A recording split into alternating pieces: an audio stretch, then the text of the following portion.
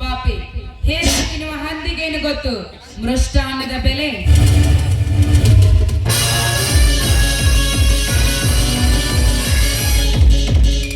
ಏನಿಯದ ನನ್ನ ತಮ್ಮನಿಗೆ ಹಂದಿ ಎಂದು ಉದ್ಭವಿಸುವುದಕ್ಕಿಂತ ಮುಂಚೆ ಮುತ್ತಿನಲ್ಲಿ ದರ್ಪ ತೋರಿಸುವ ಈ ದೇವೇಗೌಡನೊಮ್ಮೆ ತಿರುಗಿ ನೋಡು.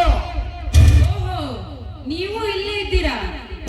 ದೊಡ್ಡವರೆನಿಸಿಕೊಂಡಿರುವ ದೇವೇಗೌಡರು ತಮ್ಮ ಮಾಡಿರುವ ಹೆಚ್ಚು ಕೆಲಸಕ್ಕೆ ನಿಮಗಾದ್ರೂ ಬುದ್ಧಿ ಹೇಳಕ್ಕಾಗೋದಿಲ್ವೇ? ಏಸಿ ಕೆಲಸ ಏನಿಯದ ಮಾಡಿದ್ದು ಏಸಿ ಕೆಲಸ. ಮದುವೆಗೆ ಮುಂಚೆ ಮಕ್ಕಳನ್ನು ಹೊಡೆಯಬೇಕೆಂದು ಆಸೆ ಹೊತ್ತವಳ ಅಥವಾ ಅವಳ ಆಸೆಯನ್ನು ಈಡೇರಿಸಿ ಗಂಡಸ್ತರ ತೋರಿಸಿದ ಈ ನನ್ನ ತಮ್ಮನ ಹೇಳಲೇ ಹೇಳು.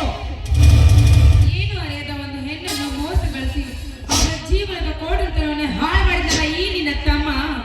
ಸೋಟಿನಿಂದ ಮೆರೆಯುವ ಚಂಡಾಲವನು. ನೂರಾರು ಮಂದಿಗೆ ಮಕ್ಕಳ ಸಂತಾನ ಕೊಟ್ಟು ಗಂಡಸ್ತನದ ಗರುಡ ಎನಿಸಿಕೊಂಡ್ರೆ ತಿಟ್ಟು ದೇವರಿಗೆ ಸಂದಾಯ ಕೊಪ್ಪಿದೆಯನ್ನ ಸಂದಾಯ ವಿಷಯದ ಮಾತಾಡಿಕೊಂಡು ಸೀರೆಯನ್ನು ಬಿಚ್ಚಿ ಒಂದೇ ಒಂದು ನಿಮಿಷದಿಂದ ಶೀಲವನ್ನು ತೆಗೆದು ತಿಂಗಳ ಕುಟುಂಬದೊಳಗೆ ನಿಗೂ ಮಕ್ಕಳ ಸಂತಾನ ಕೊಡಲಿಲ್ಲ. ನನ್ನ ಹೆಸರು ದೇವರಾಜನಿಲ್ಲ.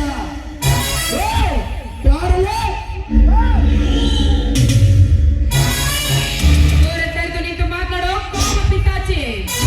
ಮಕ್ಕಳ ಸಂತಾನ ಕೊಡ್ತೀನಿ ಅಂತ ಕಂಡ ಹೆಣ್ಣು ಮಕ್ಕಳು ಹೋಗಿದ್ದೆ ನಿಜವಾದ್ರೆ ಅಜ್ಜಿಯವರಿಗೆ ಹೊಡೆಯೋ ಹಾಗೆ ಹೊಡೆದು ಬಂದು ಕಲಿಸ್ತಾರೆ. ಜೋಕೆ ದುಡ್ಡಿದ್ದವನ ದೊಡ್ಡಪ್ಪನನ್ನು ತಿಳಿಯುವ ಈ ಸಮಾಜದಲ್ಲಿ ಹಣದಿಂದಲೇ ಮೇಲುಗೈ ಸಾಧಿಸಿರುವ ಈ ಗೌಡನಿಗೆ ದಿಕ್ಕು ದೆಸೆ ಇಲ್ಲದ ದಿವಾಳಿ ನೀನು. ನನ್ನ ತಮ್ಮನಿಗೆ ಮಚ್ಚಿಂದ ಹೊಡೆಯುವನೆಂದು ಕೆಚ್ಚದೆ ವೀರವನಂತೆ ಮಾತನಾಡಿದ ಆನೆಗೆಟ್ಟ ಹೆಣ್ಣೆ. ದೇವರಾಜ್ ಚೀಟಿ ಬಿಸಾಕಿ ಬಿಡೋ ನನ್ನ ಹೆಣ್ಣನ್ನು. ಪಟ್ಟು ಅಪಾಯಕಿಡೋ ಅಪ್ಸರನ ಶಾತುತ್ತಿ ಬಂತು ಸುರ ಸೌಂದರ್ಯ ಖಾತಿಯ ಕುಡಿ ನೋಡಲಿಲ್ಲ. ಗಂಡರಿಗೆ ಹುಚ್ಚಲಿಡಿಸಿ ನಿತ್ಯತೆ ಕಾಣುವ ಸೀರೆ ಈ ದೇವರಾಜನ ಕೈಯಲ್ಲಿ ಸುಟ್ಟು ಭಸ್ಮವಾಗಲೇ.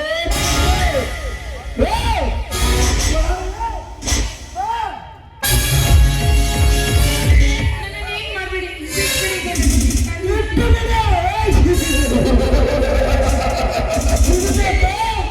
ಬಿಡುತ್ತಲ ಚಿನ್ನ. ಆದರೆ ನಿನಗೆ ಹಾಗೆ ಬಿಟ್ಟರೆ ನಿನ್ನ ಅಹಂಕಾರ ಕಟ್ಟಿರಬೇಕಲ್ಲ. ಅದಕ್ಕೆ ನಿನ್ನ ಅಹಂಕಾರ ನೋಡಿಪಾಯ ಹಾಕಿ ಶಂಕರಿಗೆ ಮೀಸಲಿಟ್ಟ ಅನ್ನ ಸೀರವನ್ನು ಕೊಡುಪಾರು ಮಾಡಿ ಬಿಡುತ್ತೇವೆ. ದೇವರಾಜ್ ಹಕ್ಕಿ ಮುದ್ದಾಗಿದೆ. ಇದರ ಜೊತೆ ಕಣ್ಣು ಮುಚ್ಚಿಕೊಂಡು ಸುಖ ಅನುಭವಿಸೋಣ. ಸ್ವಲ್ಪ ಆನಂದದಿಂದ ಆಟ ಆಡೋಣ. ಆಟನ ಶಾಲೆಗಳಾಗುವ ಆಟ. ಒಡಲು ಮನತೃಪ್ತಿಗಾಗಿ ಪ್ರೇಮದಾಟ. ದೇಹದ ಸುಖಕ್ಕಾಗಿ ಕಾಮದಾಟ. ಆರಲೇ ಬಾ. ಕೈ ಬಿಡೋ ಕಾಮಂದ್ರ. ಉಸಿರು ನಿಲ್ಲಿಸುತ್ತೇನೆ. ನನ್ನ ಏನಾಗಿ ಆಡಿ ಸಂತೋಷ